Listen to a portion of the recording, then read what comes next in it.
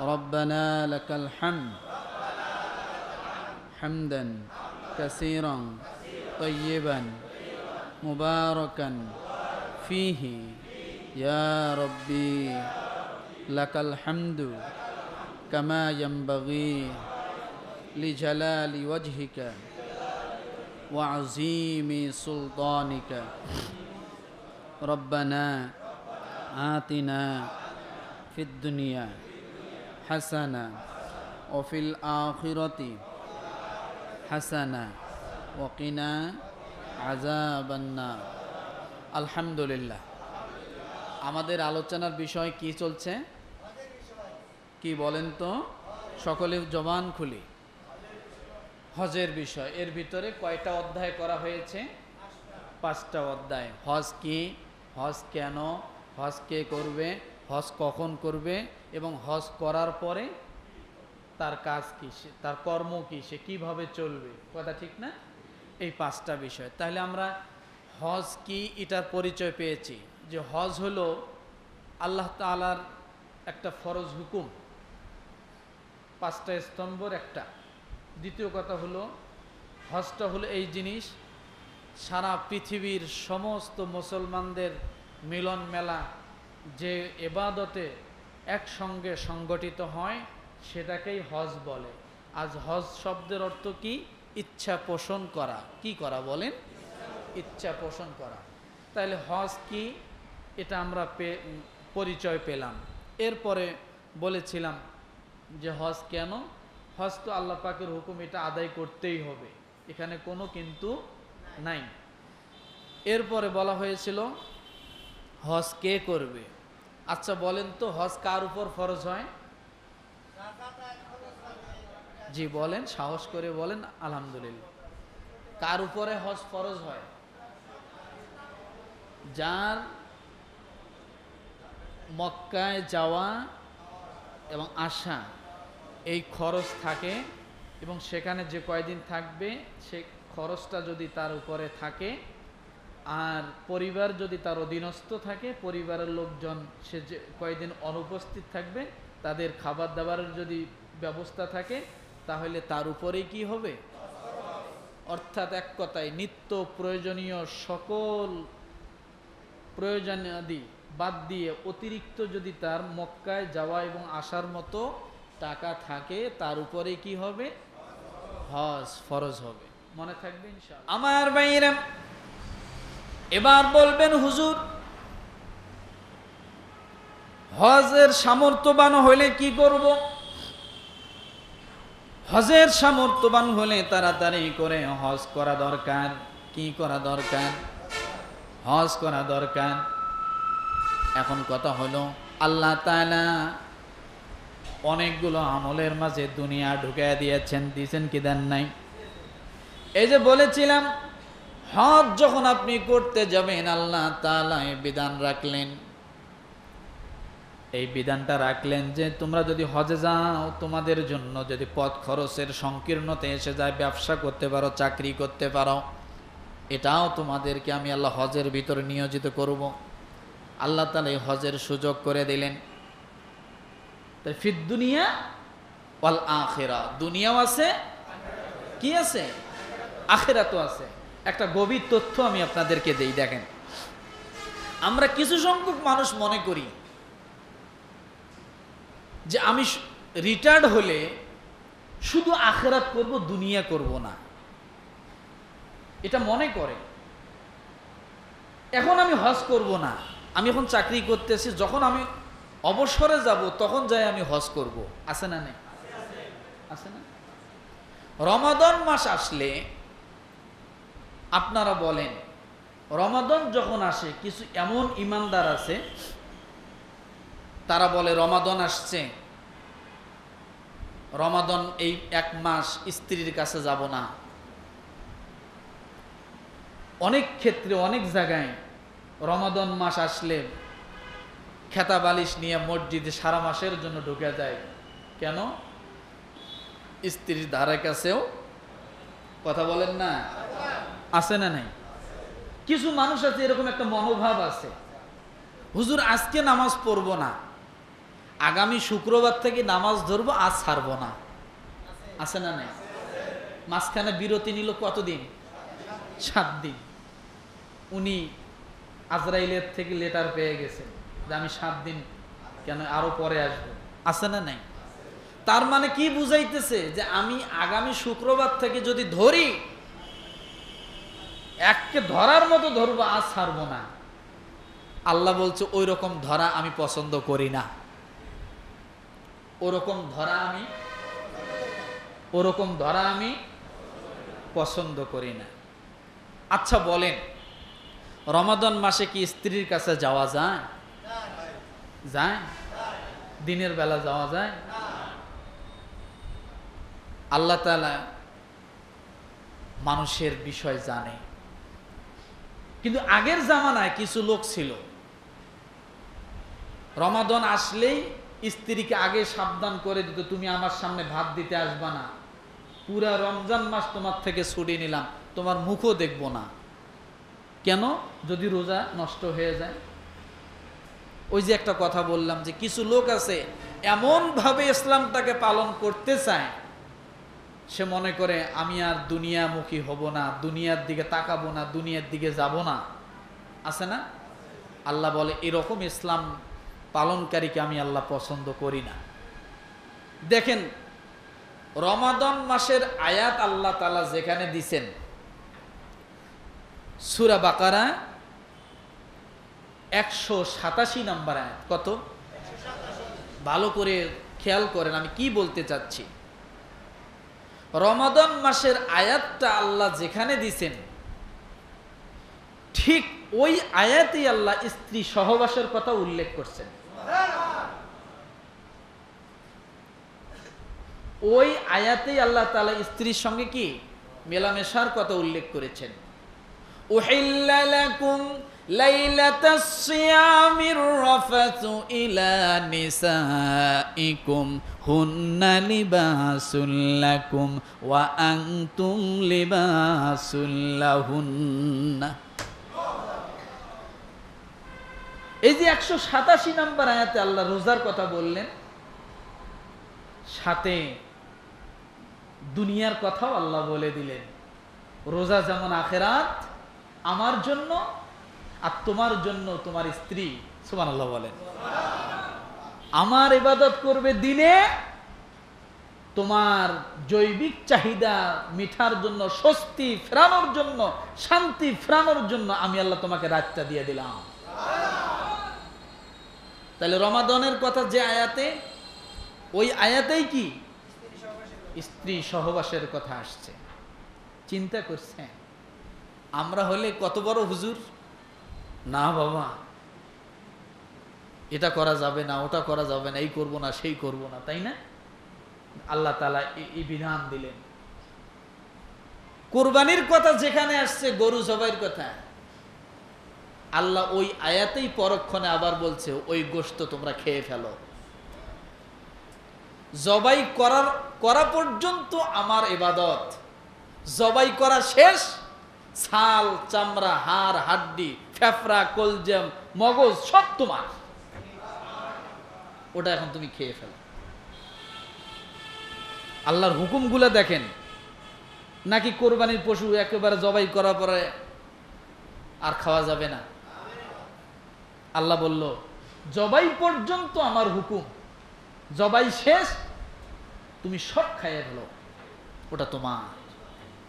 তাহলে ফিদ দুনিয়া ওয়াল আখিরা, আখিরাত হলো অতটুক, জবাই পর্যন্ত আখিরাত, জবাই শেষ এখন আপনার জন্য ওটা হালাল দুনিয়া হয়ে গেল। আপনি খান, মানুষকে দেন, ফ্রিজে রাখেন, যা মনে চায় আপনি তাই করেন। এইভাবে আল্লাহ তাআলা ইবাদতগুলোকে সমন্বয় করেছেন। আপনি বলবেন যে আখিরাত করতে করতে শেষ হয়ে গেলাম, আল্লাহ বলেন না, এই অভিযোগ তুমি করতে পারবে না।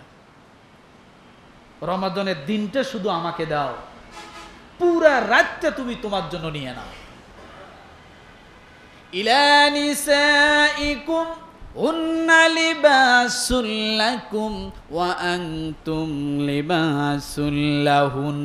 আল্লাহ বলেন বান্দারে সংকীর্ণতা আসে, সংকোচ আসে তোমার ভিতরে, কিন্তু আমি আল্লাহ তাআলা কি ওয়াজ করে দিলাম, দেখো তোমার স্ত্রী তোমার গায়ের জামার মতো, এই জামাটা যখন গায়ে দিয়েছো, এই জামাটা তোমার শরীর থেকে যেমন আলাদা না, আমি আল্লাহ তাআলা তোমার স্ত্রীকে তোমার থেকে আমি আল্লাহ আলাদা করি না। হুন্না লিবাসুল লাকুম, স্ত্রী তোমার পোশাক, ও আনতুম লিবাসুল লাহুন্না, তুমি তোমার স্ত্রীর পোশাক, তুমি তোমার স্ত্রীর পোশাক। কেন আল্লাহ এই কথা বললেন? আপনি রমজান মাসে চিন্তা করবেন স্ত্রী যে বিছনায় শুবে ওই বিছনাতেই শুব না। আল্লাহ বলেন না, যদি তুমি বিছনাতে না শো, তোমার গায়ের গেঞ্জিটা যেমন তোমার গা থেকে আলাদা করতে পারতেছো না, গায়ের চামড়া যেমন তোমার থেকে আলাদা করতে পারছো না, তোমার স্ত্রীটাকে তুমি আলাদা করতে পারো না। আমি আল্লাহ পোশাক বানায় দিয়েছি তোমার জন্য। তাহলে ফিদ দুনিয়া ওয়াল আখিরা, দুনিয়া আছে, আখিরাতও আছে। কতক্ষণ পর্যন্ত? আল্লাহ পুরো রাত ফজর পর্যন্ত দিছে। আলিমাল্লাহু আন্নাকুম কুনতুম তাখতানুনা আনফুসাকুম ফাতাবা আলাইকুম ওয়া আফা আনতুম ফালআনা বাশিরুহুন্না ওয়াবতাগু মা কাতাবাল্লাহু লাকুম ওয়া কুলু ওয়াশরাবু হাত্তা ইয়াতাবায়ানা লাকুমুল খায়তুল আবয়াদু মিনাল খায়তিল আসওয়াদি মিনাল ফজর। কোন পর্যন্ত? ফজর পর্যন্ত স্ত্রী তোমার জন্য পোশাক, তুমি তোমার স্ত্রীর জন্য পোশাক। আলাদা জুদা হইও না, আমি আল্লাহর দিক মনে করে দিনটাই শুধু আমি নিছি, রাত্রে ফজর পর্যন্ত তোমার জন্য হালাল করে দিয়েছি। কার কথা? কোন সূরা? কত নম্বর আয়াত? 187। কেন এই কথাটা বললাম? আমরা কিছু সংখ্যক মানুষ মনে করি যে এখন ব্যবসা করার করে নেই, যখন আর ব্যবসা করার শক্তি থাকবে না তখনই হজ করব, তখনই আমি নামাজ পড়ব, তখন আমি লম্বা জুব্বা গায়ে দিয়ে দাড়ি রাখিয়ে তখন আমি একেবারে মসজিদের মধ্যে যা বসে থাকবো তসবিহ নিয়া, খাবার সব মসজিদের জন্য দেয়, বাসায় আর আসবো না। দেখেন আল্লাহ তাআলা এই কথাও বলেন নাই। আল্লাহ রাসূল সাল্লাল্লাহু আলাইহি ওয়াসাল্লাম যে ইতিকাফে বসতেন, একটা জিনিস বুঝাই। এক ব্যক্তি, একজন মহিলা মারা গেছে, একটা মাসালা খুব ভালো করে শোনেন, খেয়াল করেন। এক মহিলা মারা গেছে, এখন ওই এলাকায় যে মহিলা গোসল করায়, মহিলাদেরকে, মায়েদেরকে যে গোসল করায়, ওনারও হায়েজ অবস্থায়, ওই সময় হায়েজ অবস্থায় হয়েছে। উনি ওই সময় নাপাক অবস্থা, হায়েজ অবস্থায়, ওনার পিরিয়ড চলছে। এখন ওই এলাকায় একজন মহিলা মারা গেছে, এখন উনি ছাড়া আর গোসল করানোর মতো, জোরে কথা বলেন না, কেউ ঘুমাবেন না, মাথা উঁচু করেন, একটা মাসালা শিখে যান, কাজে লাগবে। তাহলে ওনার ওই সময় ওই মৃত মহিলাকে গোসল করানোর মতো আর কেউ, এই গোসল করানো ব্যক্তি কি সচরাচর পাওয়া যায়? সচরাচর পাওয়া যায় না। এখন যিনি গোসল করাবে তিনি নিজেই কি? তিনি নিজেই হায়েজ অবস্থায়, পিরিয়ড অবস্থায় আছে। এখন উনি এলাকার সব লোক ওনাকে যে ধরছে, উনি তো প্রকাশ করতে পারছে না, উনি শুধু বলছে আমি এই মুহূর্তে গোসল করাতে পারবো না, আমার শরীর নাপাক।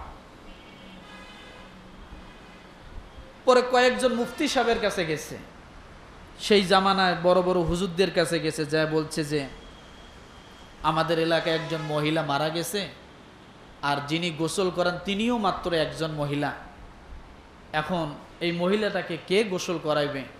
উনি ছাড়া তো আর কেউ সাহস করতে পারছে না, আর উনিও চাচ্ছে যে আমি যাতে গোসল করি, মানে আমি যেন মহিলাটাকে গোসল করাই। ওনার ইচ্ছা যে আমি এনাকে গোসল করাবো, কিন্তু উনি নাপাক অবস্থায়। তখন মুফতি সাহেব বলছেন যে না, ওনার যেহেতু হায়াত চলছে, উনি এই অবস্থায় ওনাকে গোসল না করাবে না, গোসল দেওয়া যাবে না। আরো কয়েকজন মুফতি সাহেবের কাছে গেছে, এরকম ভাবেই অনেকে বিভিন্নভাবে জবাব দিছে, না সম্বোধনটাই বেশি করছে। কিন্তু এমন সময় একজন বড় হুজুরের কাছে, তার থেকেও একজন বড় হুজুরের কাছে গেছে, সব হুজুররা পাঠাই দিছে ওনার কাছে যান, যাইয়া এই মসআলা জিজ্ঞান যে আপনি এই মুহূর্তে ওই মৃত মহিলাকে গোসল দেওয়াইতে পারবেন কিনা। যখন ওই হুজুরের কাছে গেছে, হুজুর বলছে হ্যাঁ আপনি যাইয়া গোসল দেন, আপনি যাইয়া ওই মৃত্যু মহিলার গোসল দেওয়ান। মহিলা মহা খুশি, আসতেছে। তখন ওই যে রাস্তায় যা বাকি হুজুররা ছিল যাদের কাছে গেছিল, তারা জিজ্ঞাসা করছে বড় হুজুর কি বলছে, যে আমাকে যাইয়া সেই মৃত্যু মহিলার গোসল দিতে বলছে। কেন, কিভাবে? তখন সব হুজুররা মহিলাকে সহ বড় হুজুরের কাছে গেছে। যাওয়ার পর জিজ্ঞাসা করছে যে হুজুর, আমরা তো জানি যে এই অবস্থায় আসলে মৃত্যু মহিলা, তাকে গোসল করানো যায় না, কিন্তু আপনি গোসল করাইতে বলছেন কোন হাদিসের প্রেক্ষিতে? সুবহানাল্লাহ বলেন, আরো জোরে বলেন সুবহানাল্লাহ। আসলে ইসলামটা অনেক গভীর, যে যতটুকু পারে সে ততটুকু ধরতে পারবে। কথা বোঝেন নেই? নদীতেও মাছ পাওয়া যায়, পুকুরেও মাছ পাওয়া যায়, সাগরেও মাছ পাওয়া যায়। নদীর মাঝি, পুকুরের মাঝি নদীতে যায় মাছ পাবে না সহজে, আর নদীর মাঝি সাগরে যায় কোনো কুল কিনারাই পাবে না। যারা ইলিশ মাছ ধরে, আপনারা যে ইলিশ মাছ খান, এটা সাধারণ মশারিওয়ালা মাঝিরা ধরে না, ধরে নদীর মাঝিরা যায় ধরে না। এরা অনেক বড় বড় কলজেওয়ালা মাঝি, 15 দিন 20 দিন পর্যন্ত সাগরের মাঝখানে থাকে, কুল কিনারা কিছুই পায় না। কথা বোঝেন নাই? এখন বলছে যে আপনি যে মশালা দিলেন এটা কোন জায়গা থেকে দিলেন? তখন উনি একটা হাদিসকে কিয়াস করেছেন। কিসে? তখন হুজুর বললেন, দেখো আল্লাহর নবী মুহাম্মদ রাসূলুল্লাহ সাল্লাল্লাহু আলাইহি ওয়াসাল্লাম ইতিকাফরত অবস্থায় মসজিদের মধ্যে ছিলেন। বলে হ্যাঁ ছিলেন। নবীজি মসজিদের মধ্যে ইতিকাফ করতেন? বলে হ্যাঁ করেছেন। দেখো তো রসুলের একটা হাদিস আছে কিনা মা আয়েশা রাদিয়াল্লাহু তাআলা আনহা সূত্রে। সে হাদিসটা হলো, আল্লাহর নবী ইতিকাফরত অবস্থায় তার মাথাটা হুজরার ভিতরে ঢুকায় দিলেন পর্দার ভিতর দিয়ে। আর আমি আয়েশা রাদিয়াল্লাহু তাআলা আনহা তখন হায়েজ অবস্থায় ছিলাম। এমন সময় আল্লাহ রসুলের মাথাটা আমি সুন্দর পানি দিয়ে ধুয়ে দিয়ে তেল লাগাই দিয়ে আমি রসুলের মাথাটাকে নিজে আশ্রয়া দিলাম। রসুল কি অবস্থায়? কথা বলে না?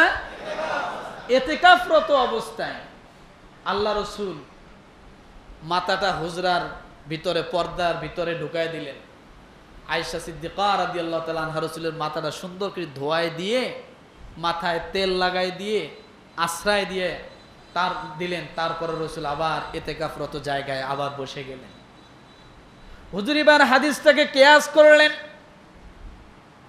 একজন মা আয়েশা সিদ্দিকা রাদিয়াল্লাহু তাআলা আনহা অপবিত্র অবস্থায় যদি তিনি আল্লাহ রসুলের মাথা মোবারক ধুয়ে দিতে পারেন, জীবিত মানুষকে ধুয়ে যদি পবিত্র করে দিতে পারেন, তাহলে একজন অপবিত্র মহিলা একজন মৃত মানুষকে কেন পবিত্র করতে পারবে না? হাদিস কোথার থেকে কোথায় আসলো? এই জ্ঞানটা কি সবারই থাকবে? কথা বলেন। আমরা তো খালি হাদিস খুঁজবো, কি রে মরা মানুষের গোসল দেওয়ার হাদিসগুলো কই? আপনি খুঁজতে থাকবেন, কিন্তু হুবাহু ওই রকম হাদিস আপনি নাও পাইতে পারেন। কিন্তু এখন আপনাকে কিয়াস করতে হবে ওইভাবে যে আয়েশা সিদ্দিকা রাদিয়াল্লাহু তাআলা আনহা ওই রকম হায়াজা অবস্থায় আল্লাহ রাসূল যখন ইতিকাফে তখন তার মাথা ধুয়ে দিলেন, তেল লাগাই দিলেন, মাথা আশ্রয় দিলেন। এটা যদি জীবিত মানুষের ক্ষেত্রে করা যায়, তাহলে মৃত মানুষের ক্ষেত্রে কেন যাবে না? কথাটা কি বুঝাতে পারছি? এই কথাটা কেন বললাম? শুধুই আখিরাত নয়, এই জন্য রব্বুল আলামিন দোয়া শিখিয়ে দিলেন, রব্বানা আতিনা ফিদ দুনিয়া হাসানা ওয়া ফিল আখিরাতি হাসানা ওয়া কিনা আযাবান নার। আজকে একটা দোয়া কবুলের জায়গা শিখিয়ে দিব। কথা বলেন না? দেখেন ঘুমাই কেরা, নিয়ত করেই আসছে যা বসিয়ে যেন ঘুমাই। দোয়াটা শিখিয়ে দেব। একটা দোয়া কবুলের জায়গা, চিপে একটা জায়গা, সুবহানাল্লাহ বলে। একটা সংকীর্ণ একটা জায়গা, অল্প সামান্য সময়ের একটা জায়গা। আপনারা কখনো লক্ষ্য করেন কিনা জানি না, আমি কিন্তু সে জায়গাটায় আপনাদের সবার জন্য দোয়া করি, সবার জন্য দোয়া করি। কোন জায়গা সেটা? দুই খুতবার মাঝখানে ইমাম সাহেব যখন দাঁড়িয়ে প্রথম খুতবা দিল, এরপরে প্রথম খুতবা শেষ হওয়ার পরে বসে কি বসে না? বসে। বসার পরে তো আরেকটা খুতবা। এই যে মাঝখানে সময়টুকু যে ইমাম সাহেব বসলেন, তখনই যদি আপনি কোনো দোয়া করতে পারেন, আল্লাহ তাআলা দোয়া কবুল করে নেবে। তখন হয়তো পড়তে পারেন, রব্বানা আতিনা ফিদ দুনিয়া হাসানা ওয়া ফিল আখিরাতি হাসানা ওয়া কিনা আযাবান নার। পারবেন না দোয়াটা করতে? অথবা পড়বেন, আল্লাহুম্মা গফিরলি ওয়ালিল মুমিনিনা ওয়াল মুমিনাত। কি দোয়া করবেন বলেন তো? আল্লাহুম্মা গফিরলি ওয়ালিল মুমিনিনা ওয়াল মুমিনাত। আল্লাহ, তামাম পৃথিবীর সমস্ত মুমিন মুমিনাতদেরকে আপনি মাফ করে দেন। এখন এই দোয়াটা করলেন, আপনার ফায়দা কি? মুমিন মুমিনাতের গুনাহ মাফ হলে আপনার ফায়দা কি? আপনার ফায়দা হলো, আল্লাহর নবী সাল্লাল্লাহু আলাইহি সাল্লাম বলেন, ওই মুহূর্তে আদম আলাইহিস সালাম থেকে নিয়ে শুরু করে দুনিয়া ধ্বংস হওয়ার আগ পর্যন্ত এই পৃথিবীর জমিনে যত কালেমাওয়ালা আসছে, আছে, আসবে, সমস্ত কালেমাওয়ালা পরিমাণ সওয়াব আল্লাহ তাআলা সাথে সাথে আপনাকে দান করবেন। আল্লাহুম্মা গফিরলি ওয়ালিল মুমিনিনা ওয়াল মুমিনাত। আপনি অন্যের জন্য দোয়া করলেন, এই অন্যের জন্য দোয়া করা মানে আপনার দিকে সম্পূর্ণ সমস্ত মুমিন মুমিনাতের পক্ষ থেকে দোয়া অটোমেটিক চলে আসে। তাহলে আমি এই কথাটাই বুঝাইতে চাচ্ছি যে শুধু দুনিয়া করব, লাস্ট বয়সে যায় আখেরাত করব, এই নিয়ত করছি, এটা ভুল না সঠিক? সঠিক না ভুল? বলে এটা ভুল। দুনিয়াও চলবে, আখেরাতও চলবে। দুইটা একসঙ্গে যদি আপনি করতে পারেন, তাহলে আখেরাত করতে যায় দুনিয়া যেটা বাকি থাকবে, দুনিয়া পরবর্তী যদি আপনি করেন, তাহলে ওই দুনিয়াটাও আপনার জন্য আখেরাত হয়ে যাবে। দুনিয়াটা কি হবে? আপনি ফজরের নামাজ পড়েছেন, দোকান খুলেছেন, জোহরের নামাজের নিয়ত আছে, পুরা মধ্যবর্তী সময়টা আপনার জন্য নামাজের সওয়াব হবে। কিসের সওয়াব হবে? তাহলে একটা জিনিস আমরা বুঝলাম, এখান থেকে জেনে নেই যে যার হজ করার মতো সামর্থ্য আছে সে অবশ্যই হজ করবে। কখন হজ করবে? যখনই তার সামর্থ্য হয়। কখন হজ করবে বলেন তো? নাকি বুড়া বয়সে? বুড়া বয়সে না, যুবক বয়সে হজ করতে হয়। কারণ হজের মধ্যে অনেক পরিশ্রম, অনেক শক্তির প্রয়োজন। হজ নামক ইবাদতটাতে অনেক শক্তির প্রয়োজন। আর বুড়া বয়সে যাইয়া পাথর ঢেলাইতে পারে? কথা বলেন, ধাক্কায়া সামনে যাইতে পারে? যদিও ধাক্কা ধাক্কি জায়েজ নাই। এখানে একটা জিনিস বুঝায় যায়, অনেক মুসল্লি আছে, কেউ রাগ করবেন না, আসে পিছনে,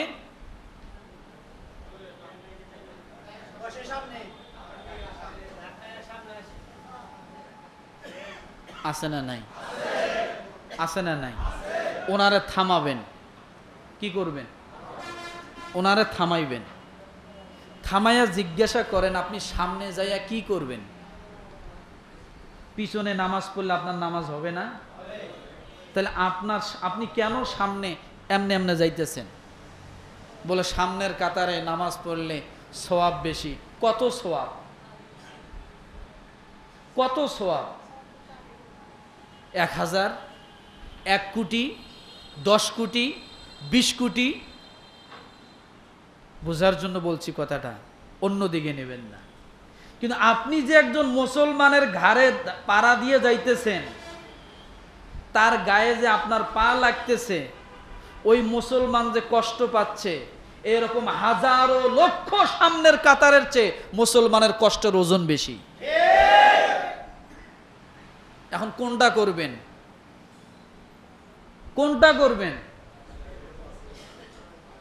সামনের কাতারে নামাজ পড়ার হাদিস জানেন, দেওয়াইয়া ধাক্কাইয়া ঘাড়ের উপর দিয়ে পাড়া দিয়া আরেকজনে বিরক্ত করে সামনে এসে, এটার যে কত যন্ত্রণা এটা আপনি জানেন না। আপনি ভুল ব্যাখ্যা করেছেন, ভুল বুঝেছেন। আপনি আসছেন পিছনে, পিছনে থাকেন। এই কথাটা কেন বললাম রাগ করবেন না। অনেক হাজী সাহেব, যুবক হোক, তাগড়া হোক, বড় হোক, হজ করতে যায়। যাওয়ার পরে যাদের শক্তি বেশি, হোমরা সোমরা, দেখবেন খাটো মানুষ, দুর্বল মানুষ, এদেরকে কোনো পাত্তাই দেয় না। আছে না নাই? একে ধাক্কায়া সরাইয়া সামনে যাইতেছে। ওই হাজী সাহেবকে আমি বলি, হাজী সাহেব একটু দাঁড়ান। বলে কেন? আপনি যে এই দুর্বল লোকগুলোকে ধাক্কায়া সামনে যাইতেছেন, উদ্দেশ্য কি? বলে হাজরে আসওয়াদ পাথর চুমা দেব। কি করব? চুমা দিলে কি হবে? কথা বলে না? জীবনের গুনাহ মাফ হবে। আপনি জীবনের গুনাহ মাফ করার জন্য হাজারো মুসলমানকে কষ্ট দিয়ে, ধাক্কায়া ফালায় দিয়ে আপনি যাইতেছেন হাজরে আসওয়াদ পাথর চুমা দিতে। ওই গুনাহ আপনার ডিলেট হবে না। ওই গুনাহ ডিলেট হবে না। কেন জানেন? ওই যে আপনি একজনকে ধাক্কাইছেন, ও হয়তো পড়ে গেছে, ব্যথা পাইছে, ও যে কষ্ট পাইছে, ও কষ্ট নিয়ে আসে, আর আপনি যাই হাজরে আসওয়াদ পাথর ধরে একেবারে চুমা দিতেছেন। কোনটার ওজন বেশি? কোনটার ওজন বেশি? ও যে মুসলমানটারে ধাক্কা, আপনার কিনকিনে লাগিয়ে ধাক্কা খাইয়ে পড়ে গেছে, ও যে ব্যথা পাইছে, ওর ওজনটা বেশি। আপনার চুমার ওজন ওখানে থাকবে না, হালকা হয়ে যাবে, হালকা হয়ে যাবে। এই কথাটা কেন বললাম? যে অনেকেই মনে করে আমি চুমা দিতে পারছি, অনেক কিছু হয়েছে। হ্যাঁ, যদি আপনি স্বস্তির সাথে চুমা দিতে পারেন, কাউকে কষ্ট না দিয়ে, তাহলে আপনার জন্য সেটা সঠিক। আর যদি কাউকে কষ্ট দিয়ে এরপরে আপনি চুমা দিতে যান, আপনার ওই চুমাই কোনো কাজে আসবে না।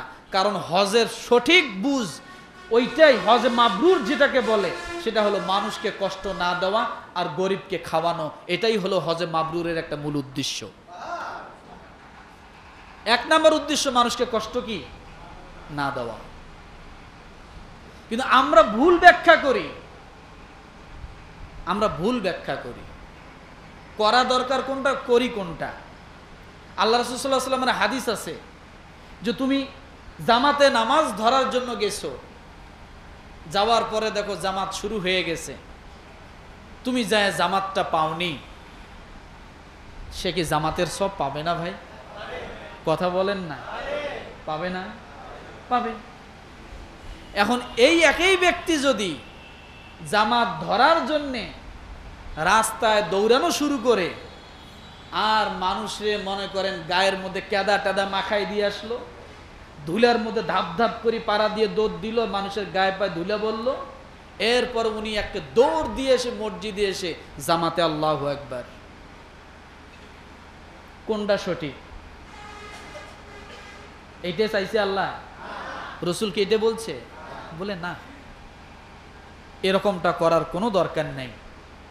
যদি এইটাই হয়, তাহলে আপনি ইসলামটাকে সব জায়গায় ভালোভাবে ব্যবহার করেন, উপস্থাপনটা ভালোভাবে করেন। খারাপভাবে করব কেন? হজে যাইয়া কেন তাড়াহুড়া, হজে যাইয়া কেন পারাপারি, নামাজে আসার পর পিছনের কাতারে এসে সামনে কেন আগানোর এত তাড়াতাড়ি? আপনি পিছনেই পড়েন না, আপনি এখন পুরো জামাতেরই সব তো পাবেনই। কথাটা বোঝেন নাই মনে হয়? এগুলাতে কি অনেকেই বেজার হন? এ কথাগুলোই বেজার হন না? বেজার হওয়ার কিছু নেই, এটাই সঠিক। আপনার মন মতো ইবাদত করলে সেটা তো ইবাদত না, সেটা আপনার মনের তাবেদারি, শয়তানের তাবেদারি। রসুলের সুন্নাহ মোতাবেক আপনি ইবাদত করেন, সেটাই সঠিক ইবাদত।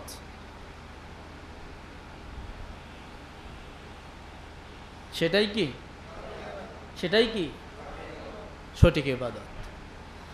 আমার ভাইরা, তাহলে হজ করব কি শেষ বয়সে না শুরু বয়সে? যুবক বয়সে। যখনই আপনার উপর হজ ফরজ হবে তখনই কি হজ করতে হবে। এখনো ছেলে বিয়ে দেয় নাই, মেয়ে বিয়ে দেয় নাই, কেমনে হজ করি? আছে না? হ্যাঁ হাজী সাহেব, হজ তো যাইবেন হয়তো একটা নির্দিষ্ট সময়ে, জিলহজ মাস আসলে, জিলকদ মাস আসলে, হজের সময় আসলে নির্দিষ্ট সময় আপনি হজে যাবেন, এটা ঠিক করা আছে না? কিন্তু এই জন্য আপনি ছেলে বিয়ে দিচ্ছেন না, মেয়ে বিয়ে দিচ্ছেন না, বা ছেলে মেয়ে বিয়ে না দিয়ে আপনি হজে যাচ্ছেন না, না আপনার মালাকুল মৌত কবে আসবে এটাই তো আপনি জানেন না। সে দিনটা কবে? সে দিনটা কবে? আজরাইল আসলে কি বলবেন আমি কেমনে মরি? আমার ছেলে বিয়ে দিতে বাকি, মেয়ে বিয়ে দিতে পারি, এখনই মারি, আমার লাভ কি? বলার কোনো কায়দা আছে ভাই? কোনো কায়দা নেই। তা আপনি যদি ওখানে বিনা প্রস্তুতিতে যাওয়ার জন্য আপনি বাধ্য, তাহলে আপনার উপর হজ ফরজ হইলে আপনি এত তালবাহানা কিসের করেন? কিসের তালবাহানা করেন? হজ ফরজ হয়েছে, সোজা হজে চলে যান, এটাই সঠিক। বুড়ে বয়স হওয়া লাগবে না, নির্দিষ্ট সময় অপেক্ষা করাও লাগবে না। আর যদি না করেন, যতদিন পর্যন্ত ফরজিয়াত অবস্থায় আপনি থাকবেন, আপনি গুনাহগার হইতেই থাকবেন। রসুলের একটা হাদিস, যে ব্যক্তির উপর হজ ফরজ হয়েছে কিন্তু হজ করেনি, সেজন্য ইহুদি এবং নাসারা হয়ে মারা গেল। কি হয়ে মারা গেল? ইহুদি এবং নাসারা হয়ে মারা যাবে। এটা আমার কথা না। তাহলে আমরা কি এটা হতে চাই? যদি হজ ফরজ হয় তাহলে অবশ্যই কি করব? হজ ফরজ করব, আদায় করব। অনেকেই বিভিন্ন জায়গায় ঘুরতে যায়, আমরা কি উমরার নিয়ত করতে পারি না? কি বলেন? উমরার তো অন্তত নিয়ত করতে পারি। আপনি যান, একবার ঘুরে আসেন, ভালো লাগবে। কি লাগবে বলেন? ভালো লাগবে। আমার ভাইয়েরা, এই জন্য হজটা একটা আল্লাহ তাআলার প্রিয় বান্দার হওয়ার একটা মাপকাঠি। কারো উপর হজ ফরজ হইল, সে হজ করে না, আর হলো সব করে, আল্লাহ বলে এটা প্রিয় হওয়ার মাপকাঠি নয়। যখন যে ইবাদত আপনার সামনে উপস্থিত হবে, তখন যদি আপনার সামর্থ্য থাকে, তখন ওইটা করাই হলো আল্লাহর প্রিয় বান্দা হওয়ার মাপকাঠি। ওইটা করাই কি? গত বছর কোরবানি দিয়েছেন, এবছর হয়তো দেওয়ার সুযোগ না থাকতে পারে, সমস্যা নেই। আবার আগামী বছর হয়তো সুযোগ আসছে, আপনার তখন কোরবানি দেওয়াটাই আল্লাহ তাআলা প্রিয় বান্দা হওয়ার একটা মাপকাঠি। কথা বোঝেননি আমার ভাইরা? সর্ব মিলিয়ে হজ আমাদেরকে কি শিখায়? হজে অনেকগুলো শিক্ষা আছে আমাদের জন্য। এই যে ইহরামের কাপড়টা যা মানুষ জড়ায়, এটা এমনি এমনি না। এই ইহরামের কাপড়টা পরলেই মনে হবে যে সে আখিরাতমুখী হচ্ছে। কোন মুখী হচ্ছে? অর্থাৎ মানুষ কাপনের কাপড় পরে যেমন সব কিছু ছেড়ে যায়, একজন হাজী সাহেব যখন ইহরামের কাপড় পরে, তখন তাকেও এরকম মনে হয় যে আমি সব কিছুই ছেড়ে যাচ্ছি। তার মানে সব ছিল, কিছুই নাই, সবই আপন, আসলে কেউ আপন না। কথাটা বোঝেন নাই? সবই আপন, আসলে কেউ আপন না। তার কারণ হলো ভাই, দুনিয়াটা বর্তমান কোন পর্যায়ে গেছে আপনি দেখেন। আমরা তো আগে হাদিস পড়েছি, দাহিয়া কালবি নামে একজন আল্লাহ রাসূলের সাহাবী আছেন। এই দাহিয়াতুল কালবি, এই দাহিয়া কালবি তার জীবনের ঘটনাটা যখন বলে তখন আমরা অনেক কেঁদেছি। যে জ্যান্ত মেয়েকে শুধু শুনেছে যে এই মেয়েটা তার, তখন সেই মেয়েটাকে ফুসলে ফাসলে নিয়ে যে গর্ত খুঁড়ে পাথর চাপা দিয়ে মেরে ফেলে মাটি চাপা দিয়ে চলে আসছে। এত বর্বরতা ছিল, এটা আমরা হাদিসে শুনেছি, আর এখন প্রতিদিন শুনতে পাই। এখন কি কথা বলে না, এখন প্রতিদিন শোনা যায়। গত 2-3 দিন আগে আপনারা তো জানেনই, এই কুড়িগ্রাম জেলা বাপ মা এবং চাচি, আপন বাপ যে মা গর্ভে ধারণ করছে তিনি আর চাচি, 3 জনে মিলে রড দিয়ে পিডাইয়া নিজের মেয়েকে মারছে প্রতিবেশীকে ধরানোর জন্য। সমস্যা কি? জমি নিয়ে বিরোধ। নিজের মেয়েকে মেরে কি করতেছে?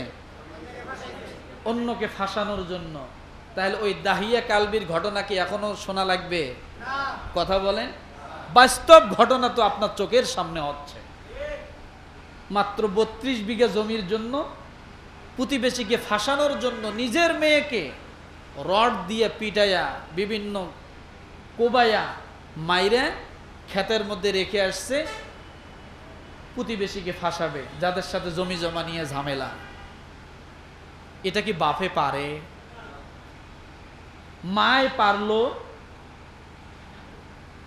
তাহলে যুগটা কোথায় চলে গেছে? আমরা কি আসলে আধুনিকতার দিকে যাচ্ছি না জাহিলিয়াতের দিকে যাচ্ছি? কথা বলে না কেন? আমরা কি আসলে আধুনিক সভ্যতার দিকে যাচ্ছি না আধুনিক অসভ্যতার দিকে যাচ্ছি?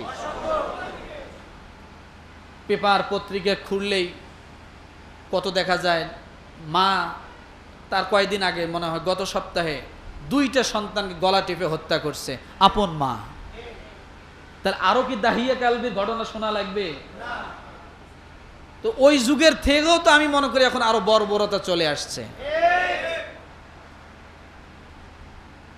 যদিও সে যুগটা অনেক নিকৃষ্ট ছিল, কিন্তু এখনকার মানুষের কৃষ্টি কালচার, চলা ফেরা, আচার ব্যবহারে মনে হয় যে আবু জেহেল ওই যুগেই যে ছিল ওই পর্যন্তই যে শেষ তা না, এখনো আবু জেহেল আছে। এক একজনের কথা শুনলে মাথা খারাপ, মনে হয় যে এরা আসমান ফেটে আসছে, এরাই ফেরেশতা, এদের কোনো দোষ গুণ নাই, ভুল ত্রুটি নাই, আছে না নাই? তা আমার ভাইরা, এটাই হজ আমাদেরকে শিখায়, ভ্রাতৃত্ববোধ শিখায়, মুসলিম ভ্রাতৃত্ববোধ শেখায়, একতা শেখায়, সমতা শেখায়, মিলনত্ব শেখায়। এগুলো সব হজের মাধ্যমে আল্লাহ তাআলা এগুলা ব্যবস্থা করে দিয়েছেন।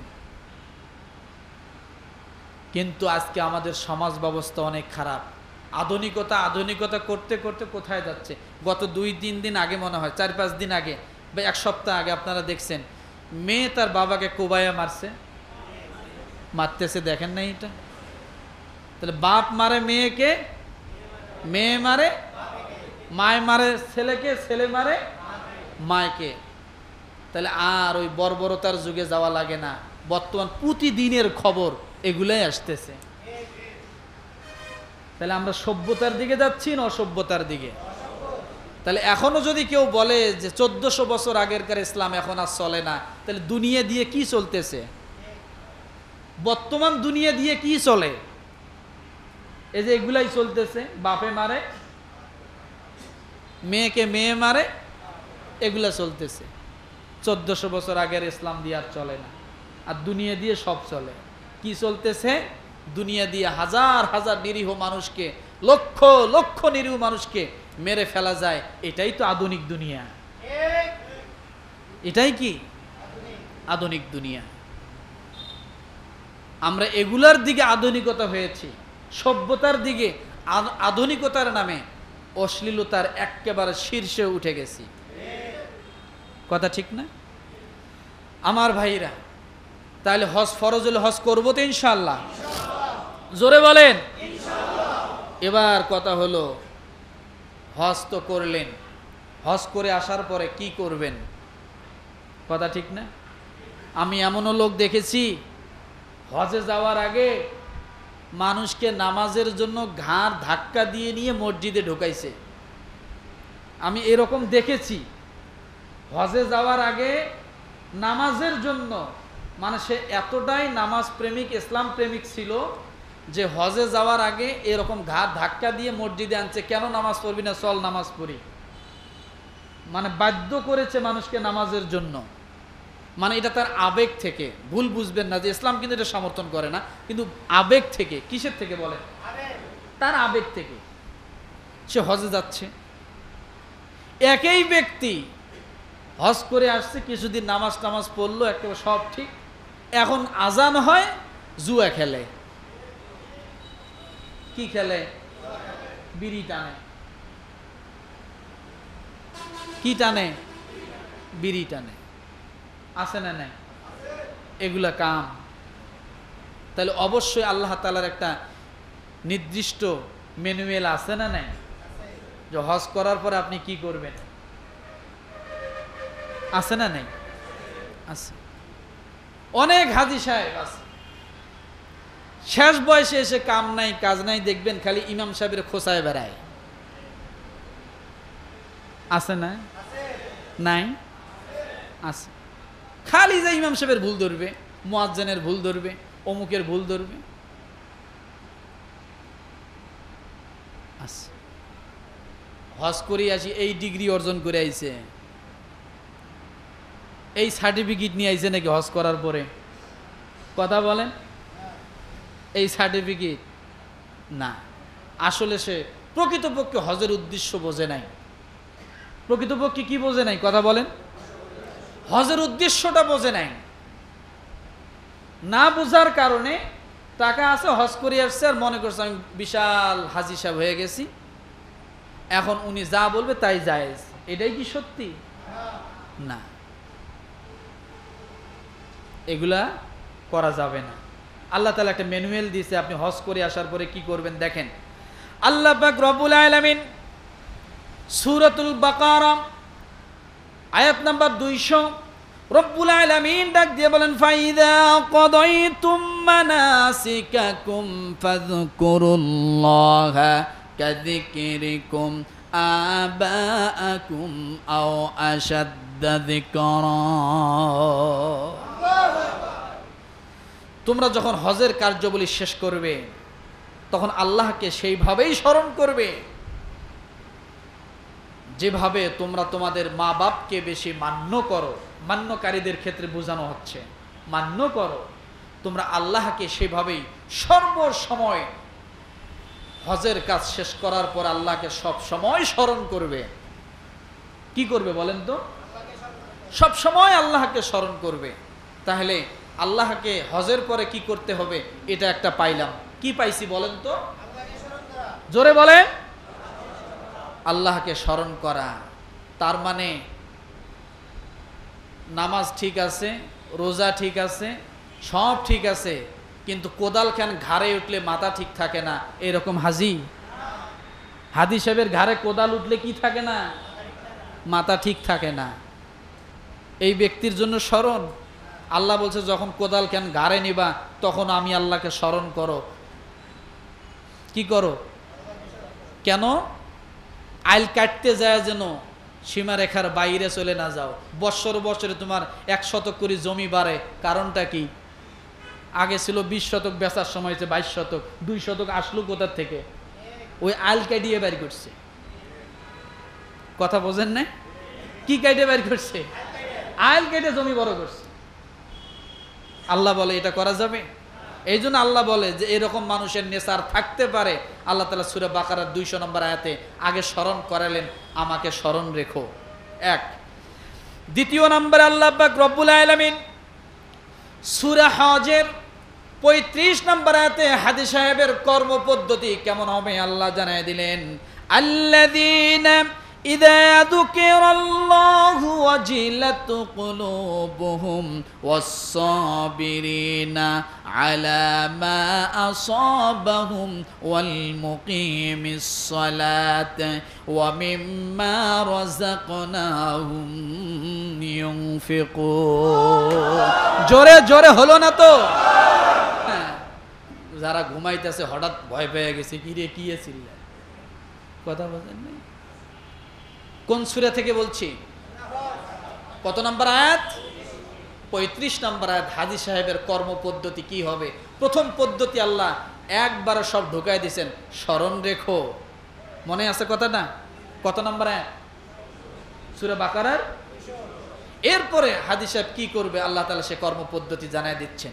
সেটা হলো, যাদের সামনে আল্লাহকে স্মরণ করা হলে তাদের অন্তর ভীতি কম্পিত হয়, যে কোনো বিপদ আপদে আক্রান্ত হলে ধৈর্যশীল থাকে এবং সালাত কায়েম করে।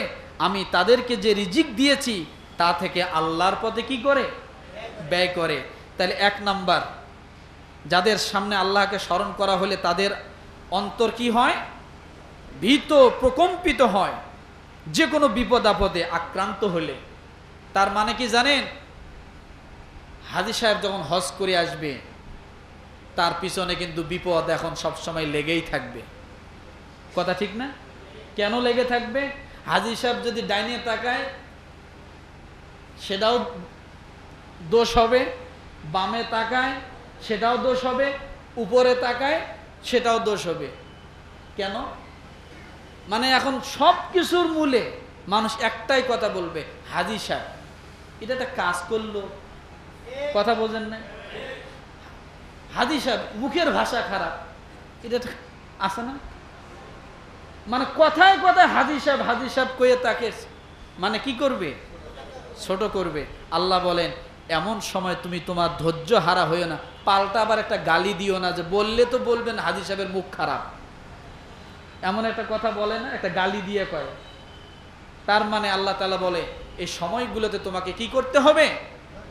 ধৈর্য ধারণ করতে হবে, নামাজ প্রতিষ্ঠিত করতে হবে, এবং আল্লাহ তাআলা যে রিজিক দিয়েছেন এই রিজিককে হালাল রিজিকের মাধ্যমেই তোমাকে ভক্ষণ করতে হবে। ওই হজ করে এসে জুয়া খেলে সেখান থেকে যে টাকা লাভ হয় ওই টাকা দিয়ে তোমার চলার দরকার নেই, কথা মনে থাকবে?